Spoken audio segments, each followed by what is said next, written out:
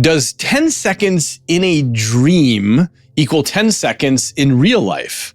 How do you get information to somebody when they're in a dream? And how can they answer you back while they're inside their dream? Why might you see someone in real life flicking the light switch on and off every time they enter a room? Can you prompt your brain the way you prompt a large language model like ChatGPT? And if so, if you could pose one question to your unconscious brain, what would it be? Welcome to Inner Cosmos with me, David Eagleman. I'm a neuroscientist and an author at Stanford, and in these episodes, we sail deeply into our 3-pound universe to understand why and how our lives look the way they do.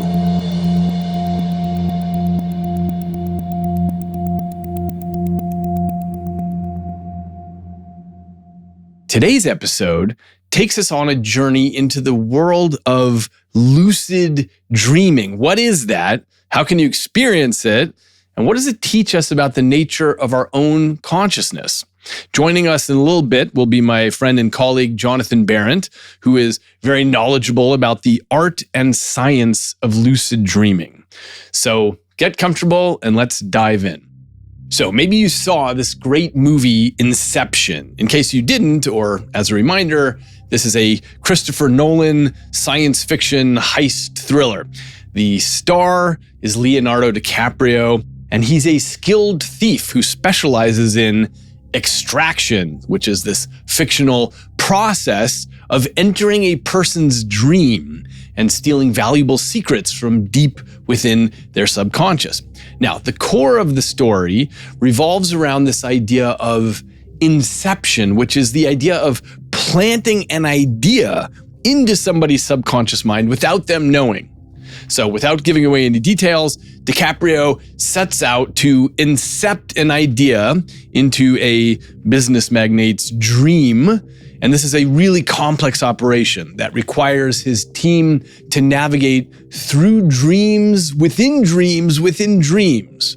And I won't give away any spoilers here, but one of the very cinematically cool ideas of the movie is that each layer of dreams has successive time dilation. So when you go down into the first level, 10 seconds in the real world might correspond to a minute of dream time.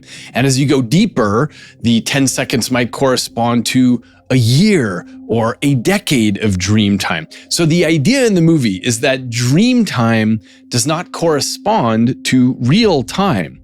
Now, it's a terrific movie, and if you haven't seen it, you should. But there's this question, which lots of people have wondered about, which is, how would you know if that's true? How would you know whether dream time matches real time or not? Now, you might feel like they don't correspond, and this is in part because sometimes you wake up from a dream and you want to tell someone about it, but the telling of the dream often seems to take a long time, even if the dream only took you a second. And in the last episode, I touched on why this can be confusing because sometimes you have to explain a bunch of background details, and sometimes you have false memories in the dream that need to be included. And so it sometimes takes time to get the whole thing put into words. So it can be difficult to answer whether dream time and real time correspond. But today, we're going to go one step deeper. We're going to ask, is there a way that you could actually test this?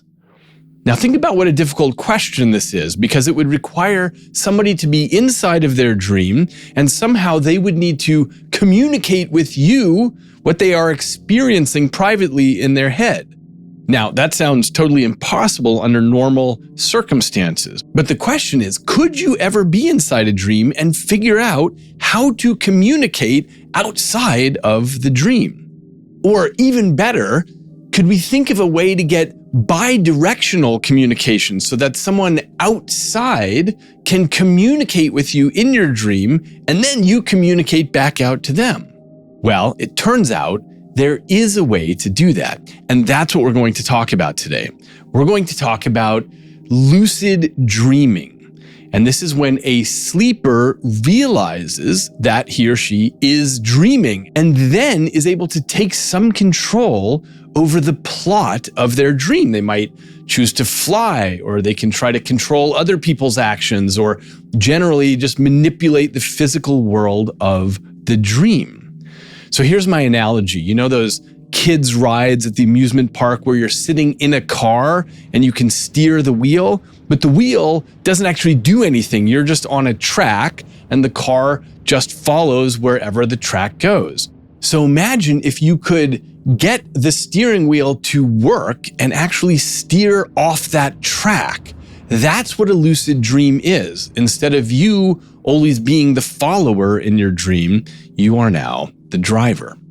Now, to many people, lucid dreaming might sound like a concept straight out of science fiction, but it's a well-documented state of sleep. A dreamer can become aware that they are dreaming. And this awareness can range from a faint recognition of the dream state to a more profound acuity where the dreamer takes control over their own actions and manipulates their environment. Now, to understand this, we need to remember what we talked about in the last two episodes, which is that our sleep during the night moves through various phases. One of these is called the rapid eye movement stage of sleep, or REM sleep. And this is where our vivid dreams occur. And it's during REM sleep that lucid dreaming is most likely to take place. Now, I mentioned last week that during REM sleep, our body's major muscles are paralyzed, which prevents us from acting out our dreams. And this is also true during a lucid dream. But certain other parts of the brain, especially those involved in self-awareness and executive function, these become more active when you're having a lucid dream. So we usually think of brains as having two possible states. You're either awake or you're asleep. But being in a lucid dream is somewhere in between. And the brainwave activity measured by EEG is different from normal REM sleep. So this makes lucid dreaming a unique state of consciousness where the dreaming mind wakes up, but the body remains in the sleep state. So the first question is, how do you do this? How do you become lucid in a dream? Sometimes, if you're very lucky, a lucid dream will happen accidentally. I had one many years ago when I was in a dream where I was at my high school locker bay with all my classmates, and it slowly dawned on me that I was in a dream and that none of this was real. And I was able to take control of my dream, but it only lasted a few seconds before I woke up. But lucid dream aficionados can train themselves in a variety of ways that we'll talk about to have lucidity more often and for longer. The main technique involves setting an intention just before going to sleep to look for signs that you're dreaming, little clues that something doesn't quite make sense. And then the idea is if you see those things, that will alert you that you are inside a dream, and then you can try to take control. The general story is that if we get good enough at questioning reality, we can then pass more easily into lucid dreaming. So what is lucid dreaming all about, and how can you get good at it? To explore this in depth, I called up my friend Jonathan Berent. JB as he goes by. He worked for many years at Google, including at X, the Moonshot Factory, and he is a connoisseur of lucid dreaming, and he lectures at Stanford about it. So I wanted to get his take on this rare and amazing version of consciousness. So Jonathan, what is a lucid dream? A lucid dream is any dream where you're actually aware that you are dreaming. What got you interested in lucid dreaming? There was a book called The Shaping Room, and it was a fictional book, but the character in it had the ability to imagine these landscapes. He would actually put his hand in this clay. And I just got curious, and I think, one day in a bookstore, I came across Stephen LaBerge's Exploring the World of Lucid Dreaming. And I read that and I realized, wow, there's actually a way to get into a state of consciousness where you can envision different dreamscapes and you can have some measure of control. And I was hooked ever since. Yeah. And for anyone who doesn't know, Stephen LaBerge is a colleague of ours who is essentially the pioneer in lucid dreaming. And so the question is, JB, what are the best ways that somebody can train up to allow themselves to have a lucid dream? Sure. There's a few key steps. The first one is working on dream recall. You want to get to a place where you can remember 2, 3, maybe even 4 dreams a night. So, having a dream journal, having the intention to remember your dreams is the first key. As you build your dream journal, you're going to find what are sometimes called dream signs. You'll find that there are some certain patterns. Like for me, if a dream sign is being back in Indiana, where I was from. And so as you start to learn your dream signs, you can then start to anchor on that being something that triggers lucidity. If I can just clarify for the listeners, a dream sign meaning a sign that you are dreaming. Exactly. Yes, you're looking for these signposts because we don't naturally question reality. Right now, we're not even questioning that this might be a dream, but we should, because we are often fooled in most of the dreams we have. We don't have that recognition. So you need cues, and we call those dream signs. And the more you journal about your dreams, the more you'll find some patterns. So that's the first step is you have your dream journaling and you have your dream signs. So that you can get good at recognizing I must be in a dream right now. Correct. Now, there are some ways that have been really scientifically studied and rather robustly to ensure you have sort of the maximum chance. And so one of those is the mnemonic induction of lucid dreams. And so that means as you are going to bed, you can say, next time I'm dreaming, I want to remember that I'm dreaming. You sort of place this little hook, and they call that prospective memory, where you're trying to remember something in the future. Now, you can make it even easier on yourself if you wake yourself up after about 3 or 4 hours of sleep. And that method is called the wake back to bed method. Why? Well, you get through most of the denser part of your sleep at the first part of your night, the slow wave sleep, the restorative sleep, and then the latter half is more REM sleep. So if you wake yourself up after 3 or 4 hours, and then you do that mnemonic induction of lucid dreaming, say, next time I'm dreaming, I want to remember I'm dreaming, well, chances are you'll go directly into REM. And when you go directly into REM after having slept for 4 hours and maybe being up for a little bit, you're going to be more likely to actually see that trigger and remember it, that you're actually in a lucid dream. That's one of the most effective ways to become a lucid dreamer. Let me just understand it. What do you mean I want to remember that I'm dreaming? You mean yes. I want to recognize that I'm dreaming? Yes. Okay. Yes. So you're in a dream and you say, wait a minute, I'm back in Indiana.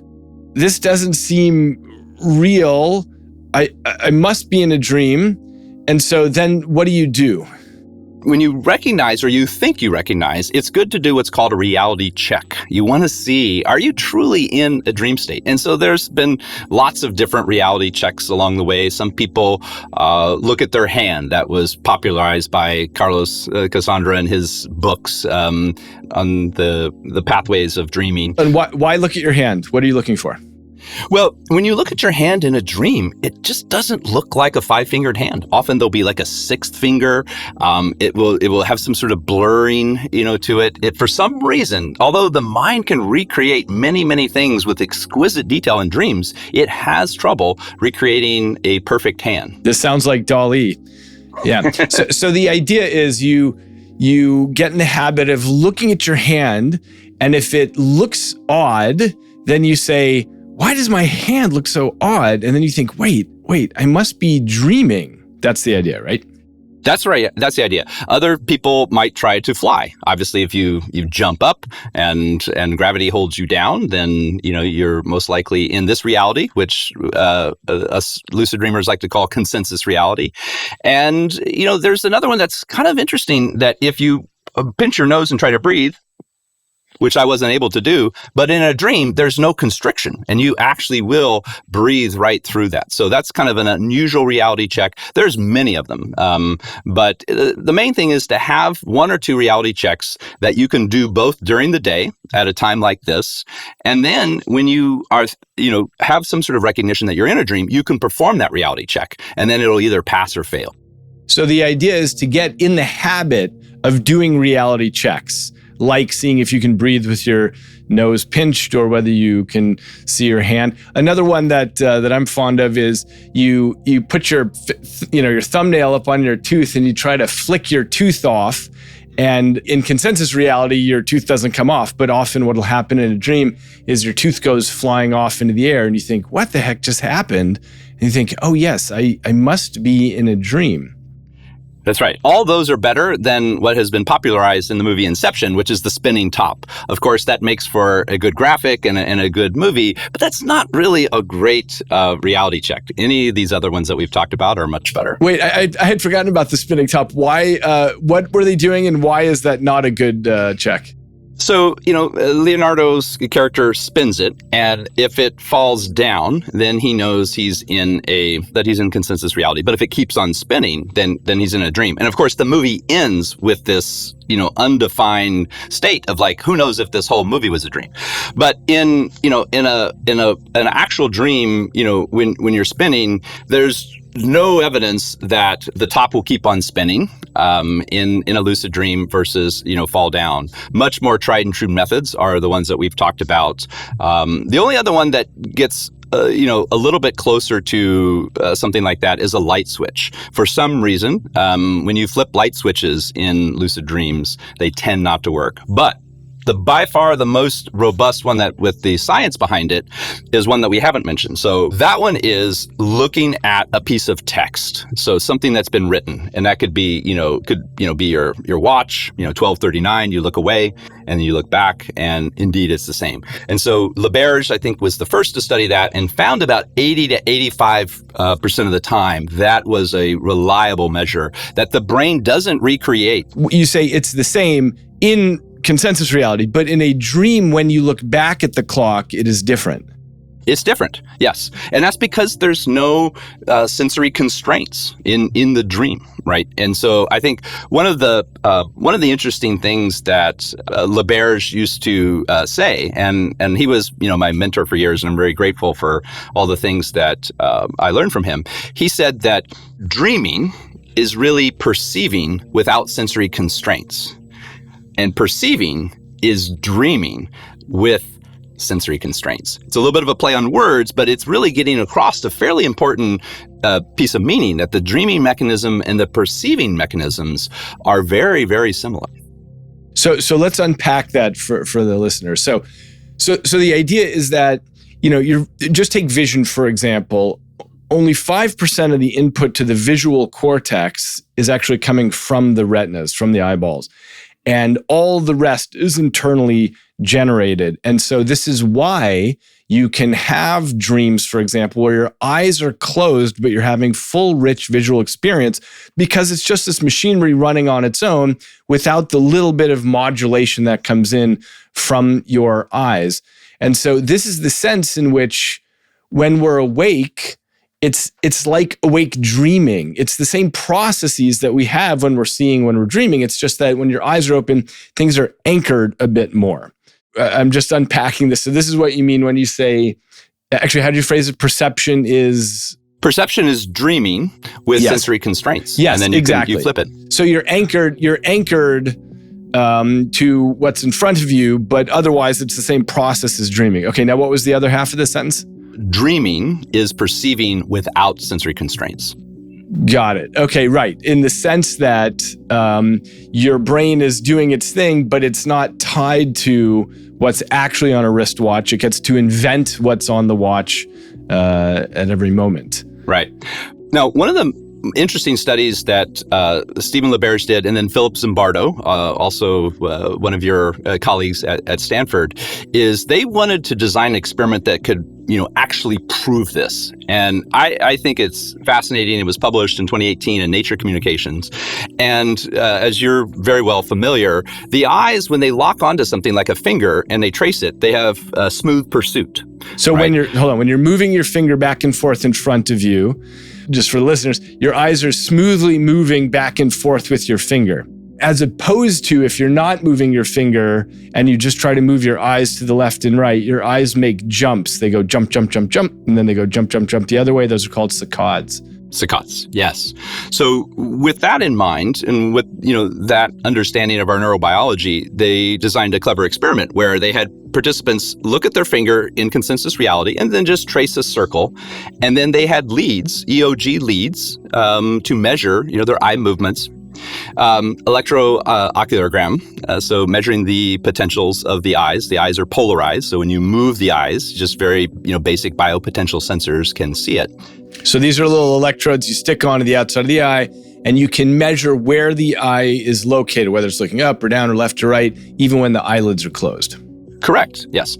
And so they measured that while people were tracing their finger and doing a circle. And it had, as you would expect, that smooth pursuit, seeing, the eye tracings in that. Then they had people, close their eyes while still awake and just imagine that. And so, they can move their eyes, but as you just said, they have more saccadic movements when there's no anchor, when there's no finger to anchor on. So if I'm just imagining my finger moving with my eyes closed, I see jump, jump, jump, jump instead of smooth pursuit. Okay. Right. So then they had these people go into a lucid dream and remember the dream task of actually putting their finger up, their dream finger, and watching it go around. And much to, I think, the surprise of many, it mirrored much more closely. I could show you the plots in the paper much more closely to the waking reality and compared to the imagination where it was very jagged. So the idea is when you're in a lucid dream and you're imagining your finger moving back and forth, your eyes are making something more like smooth pursuit because it's like actually seeing it. Yes. Yes. It's kind of amazing because then it goes back to what we were just saying, that dreaming is perceiving without sensory constraints and perceiving is dreaming.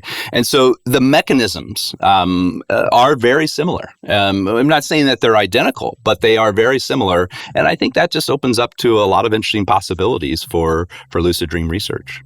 That's right. Now, we jumped straight into something which is doing an experiment with lucid dreaming, but I just want to fill out a little bit more so everyone gets this. So let's say I look at some text in a book and the text doesn't really make sense, and I look back and the text is different. I might think, wow, what's going on here? Oh, wait, I must be dreaming. And then I can transition into making it a lucid dream. So what happens when I turn lucid? Yeah. So when people turn lucid, they often, if it's the very first time, it might be a very short experience because they get kind of excited. And as they get excited, more areas of the brain light up and they wake up. However, if they don't, or if it's maybe their second or third time, they can then really explore the world. They can, look at the objects around them. They can touch them, feel them. They can taste them. All five senses are working in the dream world. They could travel to a different location. It's interesting to note that there's almost like skills that you can develop. It doesn't all just happen in your first lucid dream, but over time, you can do almost anything without the physical laws or the social laws of convention applying. And so one of the things that you can do is follow the instructions of an experimenter who's told you, when you fall asleep, I want you to look at your finger moving back and forth in your lucid dream. So they're actually doing something that they were told to do once they realize they are there.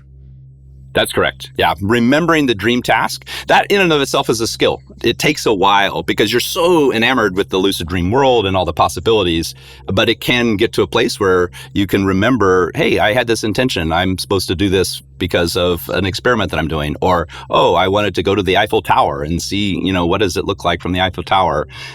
Because I have a trip coming up to Paris and I want to see if it compares. All kinds of very interesting things. Both can be formal experiments or just self-experiments.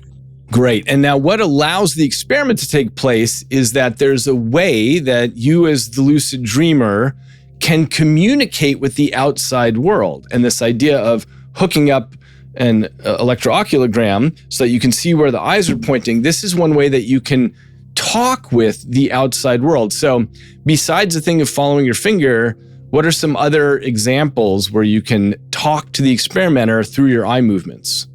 Sure. Well, that was sort of the fundamental piece that Stephen contributed to the science. This left right signal. So it's become the de facto signal that somebody is actually in a lucid state. So just to unpack that a little bit. Sleep scientists, they have characteristics that they look for that they can say definitively somebody is asleep. That's when you have an EEG hooked up to your scalp and the eyelids and often a chin lead to measure the muscle movement. You can definitively say somebody is asleep and that they're in REM. And then when you see that sharp coordinated left, right, that is just a clear sign of the eyes that somebody is actually becoming lucid. Specifically, the subject is told, when you realize you are in a lucid dream, I want you to look left and then right and left and then right. That's correct. Yes. And so that was established, in the early 80s with part of his PhD work at Stanford, and since then has been the gold standard. Now, if you think about that, though, what could you also do with that eye movement? You don't just have to signal lucidity. You could signal other things. You could actually pass information based on, let's just say, the number of left, right. And in fact, that was some of the, kind of core thinking that went into a series of experiments that I participated in along with Ken Power and Karen Konkoly that are just fascinating that, we could talk about. But essentially, we took it one step further where we wondered if you could get information into the dream, that the dreamer could receive that information, do something with it, and then communicate it back out. Great. What's an example? Okay. This may not be the most fun example, but we took math problems as just a very simple way to actually prove, could we get information into a dream, such as what is 6 minus 3, for example? And, could the dreamer hear that? And then could they respond with 3 sets of left, right. And that became, one of the things that we found to be fairly reproducible were simple math problems that the dreamer did not know in advance, but then would have to do the calculation and then respond back with the appropriate number of eye movements. So you haven't yet told us how you got the information in. Yes. So as it turns out, when the brain is sleeping, it doesn't completely shut off from external stimuli. And I think we all have probably had this experience where an alarm goes off and somehow it gets incorporated into the dream. It's a siren or it's a police car. We needed to have some auditory pathways available just to survive, right? We are sort of at risk when we're asleep. So we took advantage of that, the fact that there is selective pass-through of auditory information into the dream. And so it was once the dreamer was in REM sleep, and once they signaled that they were lucid through the left, right, then the math problem was just spoken in a regular, normal voice. You mean the experimenter says what is 6 minus 3? Right. Yep. And the lucid dreamer hears that. And what is the experience of hearing it in a lucid dream?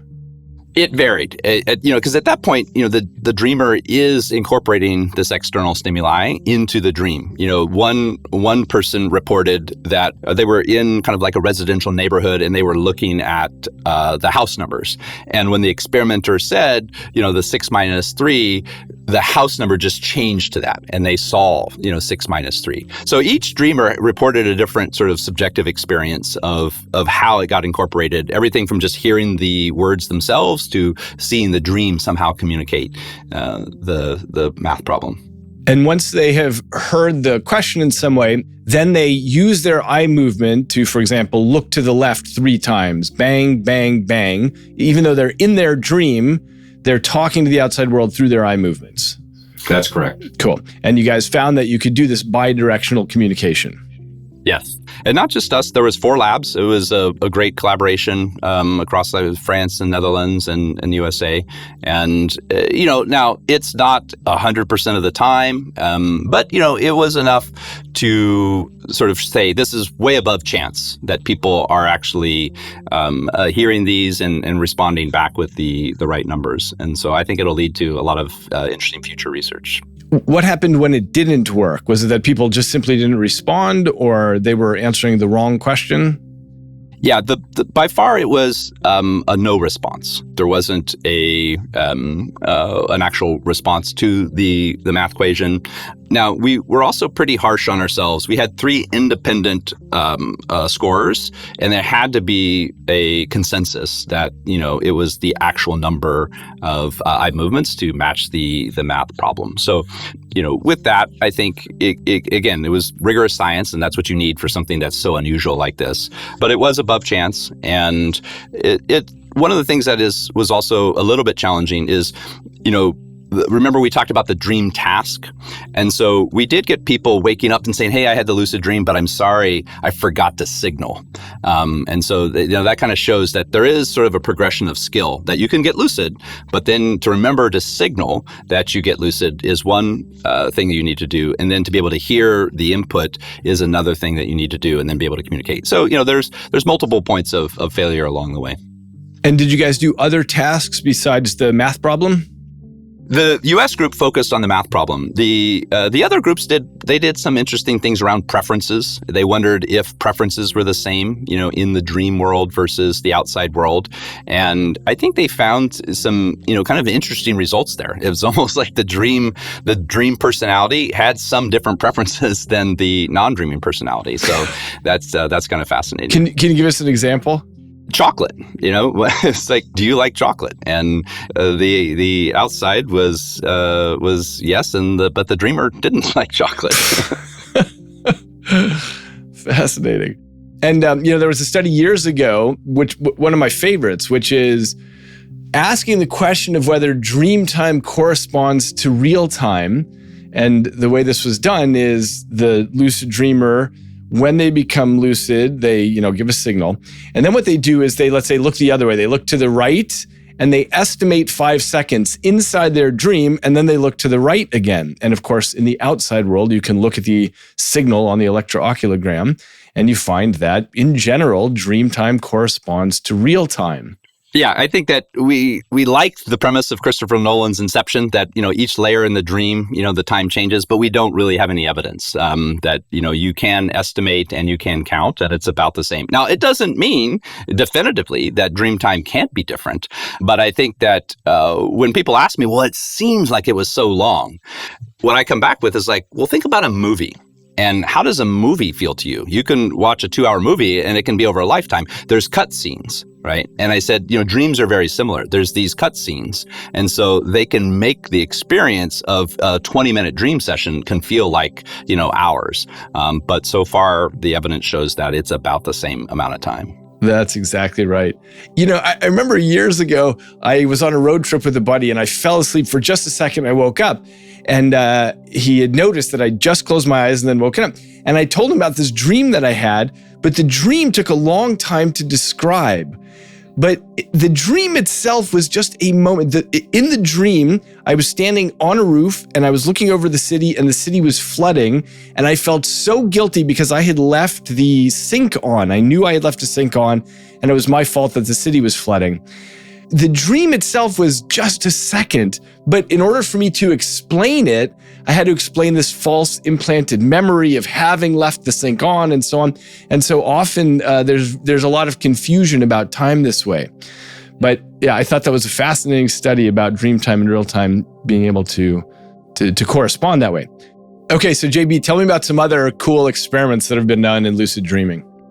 Sure. Well, one of the ones that I think is perhaps the most notable was 1983. We have to go a ways back, but it's an interesting story. So there was, this was when Stephen was doing his research, and there was a grad student, Beverly DeOrso.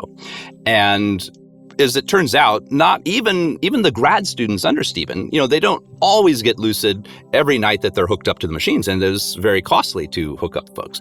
And so when they do get lucid, they're required to write down their dream in detail.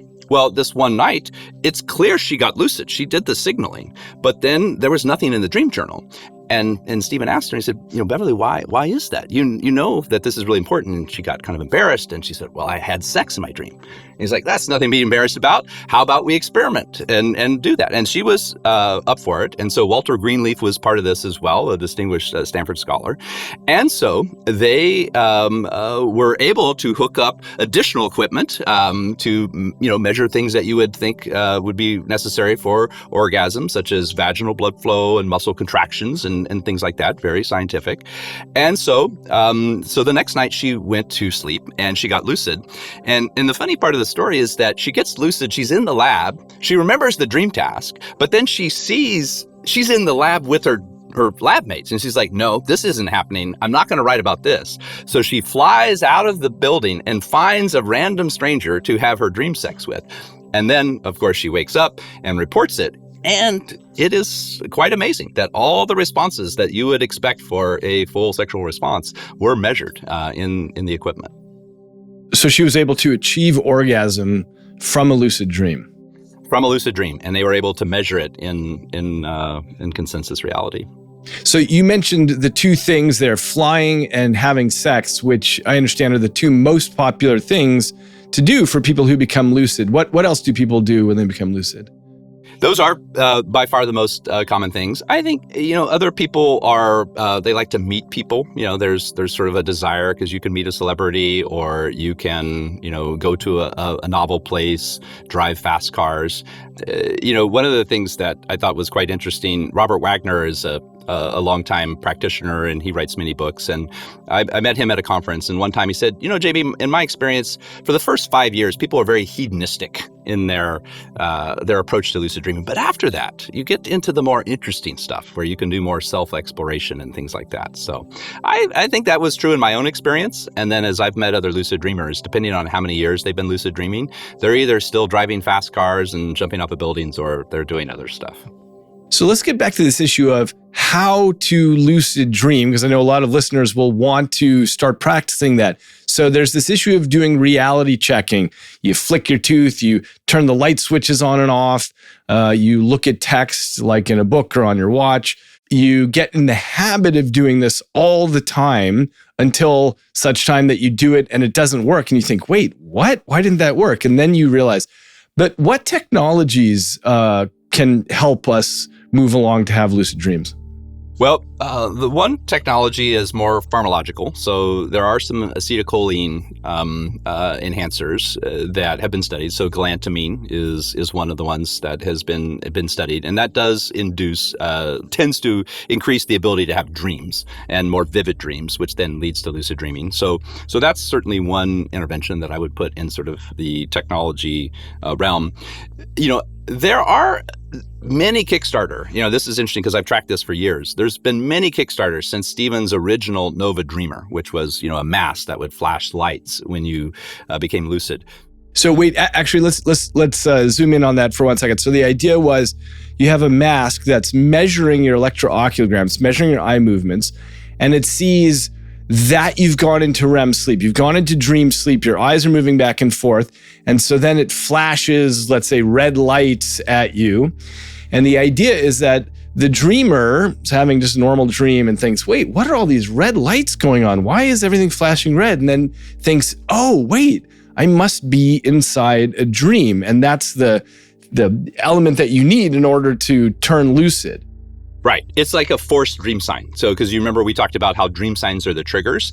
Well, the red lights become something you can kind of bank on. So when you go to sleep, you can still do the mnemonic induction. You can say, next time I see flashing red lights, flashing stop signs, anything to do with red light, I'm going to know that I'm dreaming. So you still practice that mnemonic induction, but it's just sort of guaranteed because you're going to introduce that stimuli directly. And how well do those work? Surprisingly, not as well as you'd think. So, years later, I was looking at sort of the comparative. Every 5 or 10 years, somebody does a meta-analysis of all the different methods and stuff. And so, recently a meta-analysis showed that type of induction isn't as robust as one would think. The best induction methods are really combinations of things that we've talked about. So when you combine reality checks with wake back to bed, and if you add an acetylcholine, enhancer, the best results are 50% in, 2 or 3 nights, seem to be in sort of the realm of possibility. But to date, there really hasn't been any technology like, the Nova Dreamer, or there's, the REM Dreamer, which doesn't really know if you're in REM, but it just sort of randomly, flashes lights throughout. I've heard some researchers get their hands on something called the I-band, but I don't think that's ever been really available to the general public. And what is that? What is the I-band? The I-band is very similar. It measures the EEG, and then it flashes a red light when the dreamer is there. But I think one of the things that I learned from Stephen, and as I've practiced lucid dreams and I've helped other people over the years, it really does come down to motivation. He would say that when he had to do his PhD, when he had to have lucid dreams in order to get that degree, that made all the difference. And I think that's been my experience too. So if you have the motivation, if you learn enough about what's possible, then you'll have it. I mean, the mind does respond. There's an element of just sort of the mind-body connection of having this intention to enter this altered state of consciousness. And then, you're motivated to practice the reality checks. You're motivated to wake up after 4.5 hours of sleep and stay up for 10 or 15 minutes and, rehearse a dream that you want to have. That's kind of, we didn't talk that much about it, but if you do the wake back to bed method after waking up after 4 or 5 hours, you do want to sort of rehearse. You want to just sort of fill your mind with lucid dreaming, the lucid dream you want to have, where you want to have it, what smells. And then as you lie down, you're telling yourself, I want to remember that I'm dreaming. The next time I'm dreaming, I want to recognize that I'm dreaming or remember that I'm dreaming. And then you're more likely. So that's sort of the best set of methods to have a lucid dream. But it takes a lot of motivation to do that. A couple of episodes I talked about what happens when we're asleep and how the whole brain does this changeover. The whole factory of the brain switches over from waking state to sleeping state. And, we lose consciousness as one of the results of that. And what's so interesting about dreaming is it's a form that is like consciousness, and lucid dreaming even more so. How do you see the relationship between a lucid dream and the conscious state? That's a great question. And that's been sort of hotly debated in the dreaming world and the lucid dreaming world for some time. And because it is difficult to get subjects lucid with the expensive equipment like an fMRI, there's not a lot of neural correlates. But I will say there have been studies of like N of 5, N of 6. And based on that data, I believe it is a hybrid state. And that's, what the authors of that study, Ursula Voss is the lead on that it's a hybrid state. It's not quite REM, and it's definitely not quite waking. But it has little characteristics of both. And again, that's sort of objective measures from the EEG and from fMRI, like what regions of the brain are activated versus not, and at what type of power and amplitude. And I think, if I'm honest, my own experience is fairly similar, that when I'm in a lucid state, I'm most often entering that from a period of awakening, so like the wake back to bed method. And then you get into this sort of hybrid state. And again, many people subjectively know what you're talking about. You're like, oh yeah, I was on that car trip and I zoned out for a little bit. And then, I had a weird hypnagogic imagery, or I had a weird thought that just didn't feel like it was mine. And so I think it is hybrid. And if you need a lot of sleep, you'll be a deep sleeper and you won't have a lucid dream. If you get up multiple times in the night, you're probably more likely to have a lucid dream because you're entering waking state into the dream state multiple times. When I think about lucid dreams, I think about Stephen LaBerge as the guy who pioneered all this. But I'm just curious, was there any indication of these in the literature, either the scientific literature or in writing before, Stephen?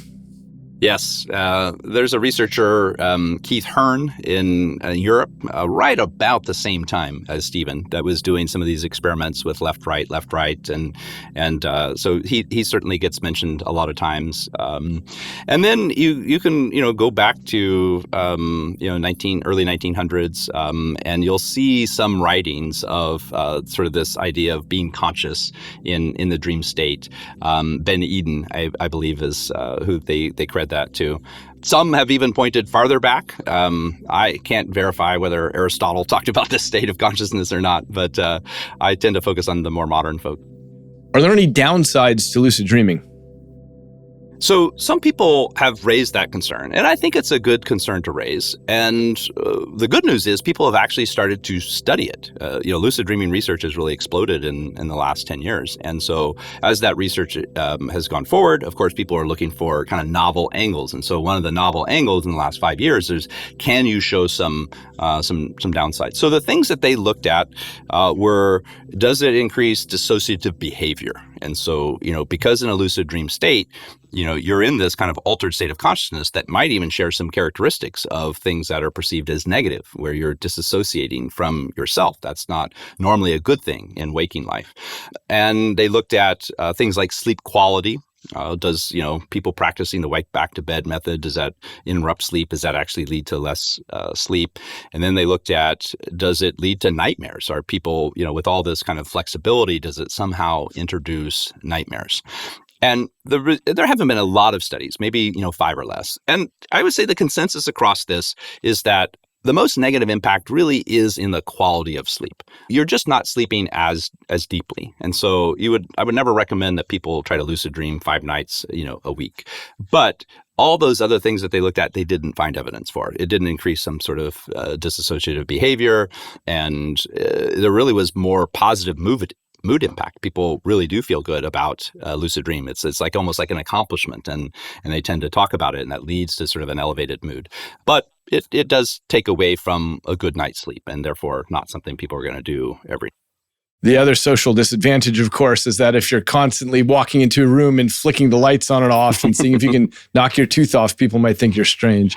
Yes, that I think it's fair. So what's the research that's really exciting that's going on right now? So I think that one of the groups that is receiving a lot of funding is Martin Dressler out of the Netherlands. He has been gathering more and more students based on funding that he's getting. We caught up briefly at World Sleep in Brazil, and really interesting experiments that really are building on the things that we've already talked about. So think about the natural extension. If you can have two-way communication between an experimenter and a dreamer, is there anything scientifically or from an engineering perspective that prevents that happening from a dreamer to another dreamer? And the answer is no. So you can bet that some people are working on that and, might even be making PhD theses out of a dreamer to dreamer communication. There's another group that I know less about, but they're certainly publishing a lot of papers. I haven't met these researchers in person, but they have published on mind-controlled avatars from within the lucid dream. Because if you think about it, in the BCI world, it's not that difficult to hook somebody up to an ECG and have them control some sort of robot or some sort of avatar. Well, of course, a natural extension is like, well, in a lucid dream, we've just said you can send off signals with your eyes. Could you use that to control an avatar? And so indeed, they published a paper on controlling a car avatar just from within the lucid dream. So, just to make sure we know what we're talking about, they're in a lucid dream. Their task is to somehow drive a dream car, but they've been hooked up in a BCI format to actually driving a car in the lab. By the way, BCI is brain-computer interface. So, but what in this case, EEG, or what were they hooked up with? EEG and EMG sensors. Okay, electromyogram. So it's measuring their muscle. Where was the EMG hooked up? The EMG, I'm not quite sure where. I haven't looked at that one in detail. I sort of skimmed it and thought, this would be definitely worth talking to them and finding out more. The other thing that they did that I've always wanted to do, what's kind of fun for me is I've had a lot of these ideas over the years, and then now I get to see researchers implement them. The other study they did was what happens if you consume some sort of pharmacological substance in a lucid dream.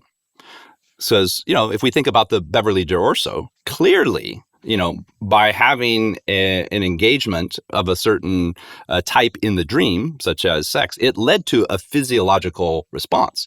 So a natural research question is like, how far does that go? When you drink alcohol in a dream, does it have any kind of physiological effect? If you take Ritalin or if you take some sort of, illegal substance.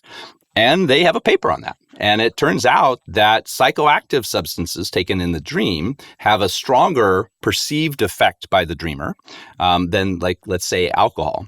And then they, again, according to their research, about 20% of the respondents who were able to remember to do the intake had some subjective feeling of that even after waking up.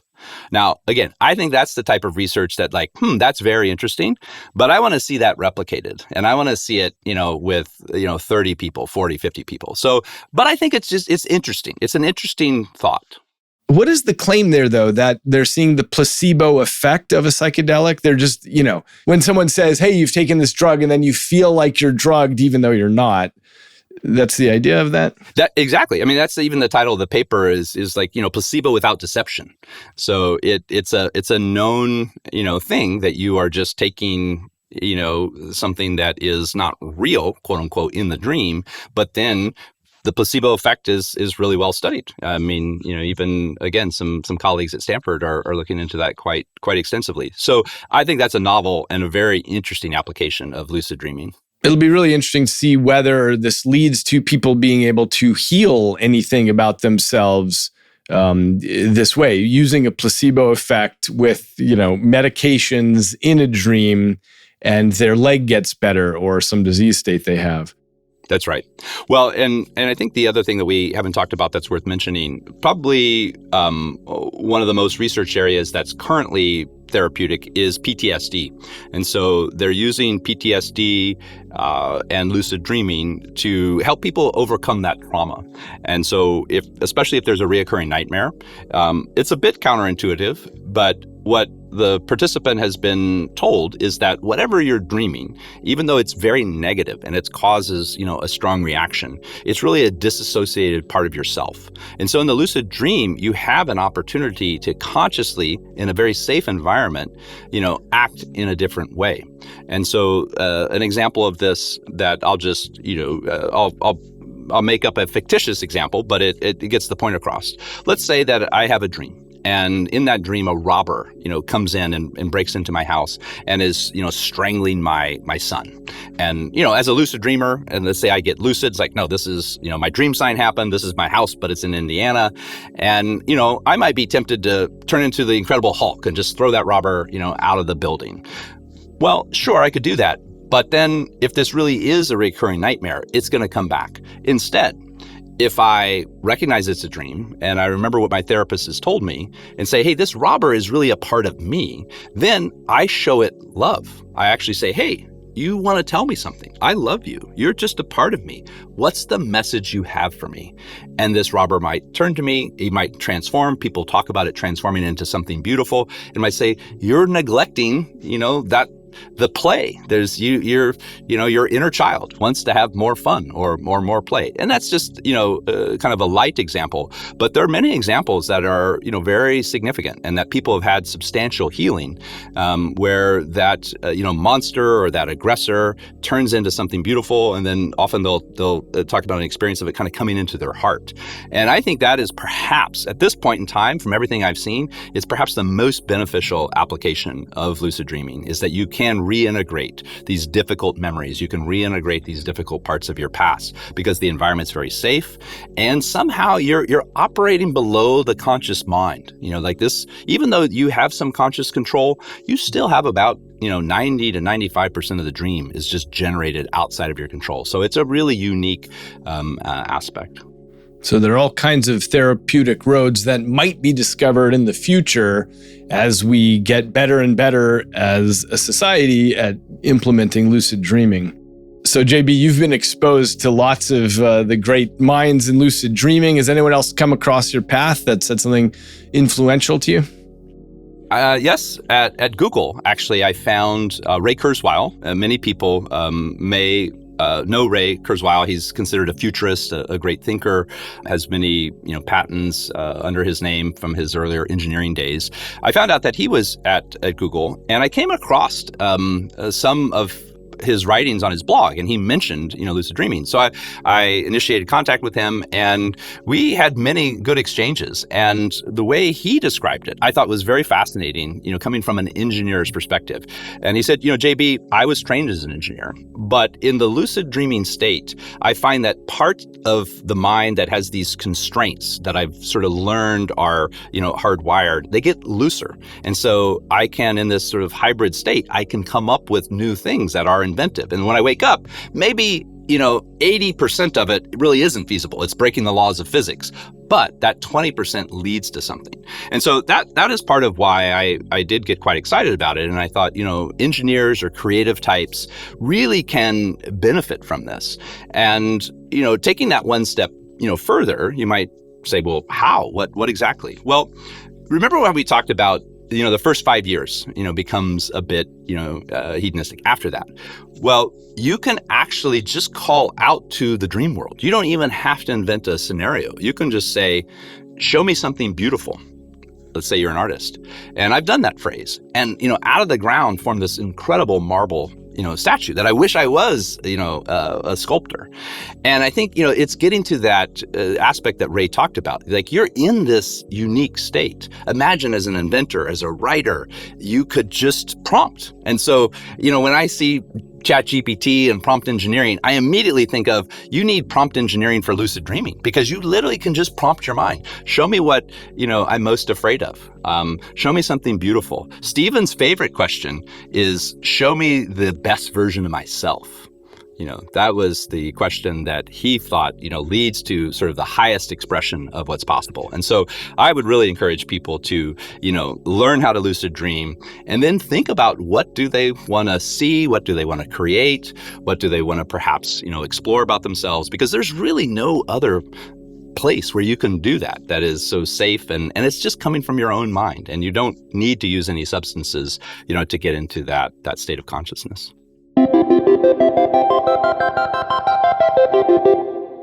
So that was my interview with Jonathan Berent.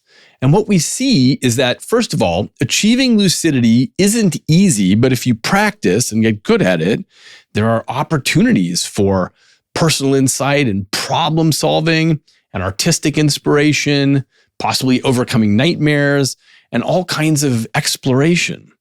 So as a reminder, if you want to try lucid dreaming, there are several techniques to pursue. First is keep a dream journal. Write everything down from your dreams when you wake up. This is really the only way to do dream recall, so that you can then look across a bunch of your dreams and start to recognize dream signs. In other words, this sort of wacky thing shows up in my dreams a lot, but rarely or never in real life. So when you see it, you should be more likely to recognize that you are dreaming. Then there are all the techniques for reality testing. These all involve checking your environment several times a day to see whether you're dreaming. So for example, you look at a digital clock, and then you look away, and then you look back at the clock again to see if the time has changed in some weird way. The key is to get into the habit of doing this. Most of the time, you'll be doing this in real life and it won't change. And then at some point, you'll do that habitually in a dream. And then you'll say, whoa. Or as Jonathan mentioned, you can try pinching your nose and trying to breathe in. You get in the habit of doing that several times a day. And in real life, you'll never be able to breathe in. But at some point, you'll do this and you'll breathe in and you'll think, whoa, that's weird. Oh, wait a minute. And there are lots of techniques you can try here. Another one is placing your fingers against the palm of your other hand and trying to push them through. That won't work in real life. That can sometimes work in a dream. So think of what techniques you might want to use for reality testing. And the idea is that if you get in the habit of running these checks frequently during the day, it makes it more likely that you'll perform them in a dream. and that can trigger lucidity. There are several other kinds of complementary techniques, some of which Jonathan mentioned, like the wake back to bed method, which involves waking yourself up after 5 to 6 hours of sleep, and you stay awake for a little bit, and then you go back to sleep with the intention of entering a lucid dream. Now, this method works because you have more REM sleep in the second half of the night, and so that enhances the chances of becoming lucid. And most lucid dreamers find that combining techniques increases their success rate. Just be aware that this requires patience and a lot of practice. You probably won't achieve lucidity on your first try, but keep trying and you'll get there. Okay, so let's wrap up. This was the third of a three-parter. The first was on why brains sleep. The next was on why brains dream. And this episode covered a rare and special form of dreaming, lucid dreaming. So hopefully you've learned several things that you didn't previously know. But truthfully, there are still a lot of things that we still don't understand. As just one example, there's the issue of the false memories inside a dream. So I mentioned to Jonathan earlier that I had this 1 second micro sleep when I was on a road trip with a friend. And when trying to describe what happened, it took a long time. Now, the reason was that the dream itself was simply I was standing on the top of a roof looking at a city flooding. But I had a whole set of false memories, how I had left a sink on because I wasn't thinking and not taking appropriate responsibility. And I had all these feelings of guilt because it seemed so stupid that I had done that. And I felt regret. And now I was in a situation of figuring out what this meant for the city and for me personally, and how much trouble I was going to be in, and how guilty I felt about flooding everything. But the dream itself only took a fraction of a second. And the question is, where did all the memories of having done that come from? And why were they so believable to me in that moment? And another related question I've always had is, how can characters in our dreams surprise us? Someone will often say something to you in a dream and you'll think, wow, that doesn't feel like something I would have thought of, but it was your brain that came up with it. Now, just to be clear, this can result from random hurricanes of activity in the depths of your unconscious brain, all of the stuff that you don't have access to or awareness of, and it doesn't necessarily have to be meaningful, like a deep hidden message. But again, the part that weirds me out is that your brain can serve up this very weird stuff to you, and it is totally believed by you, which should make us appropriately suspicious of all the things that we believe in waking life. As you know from this episode and the last, I don't think that dreams necessarily have meaning, but they may provide an interesting tool to explore the boundaries of our own consciousness. If we agree that the mind is the final frontier, dreams may be one way that we can navigate its depths. Until next time, keep dreaming, and I'll see you in the next episode. I'll link lots of papers about lucid dreaming at eagleman.com/podcast, so don't forget to go there. And I'd love to hear about your experiences or your questions about lucid dreaming. So send me a note at podcast@eagleman.com to let me know your thoughts. If you enjoy these episodes, please consider leaving a review on your favorite podcast platform, and check out and subscribe to Inner Cosmos on YouTube for videos of each episode and to leave comments. Until next time, I'm David Eagleman, and this is Inner Cosmos.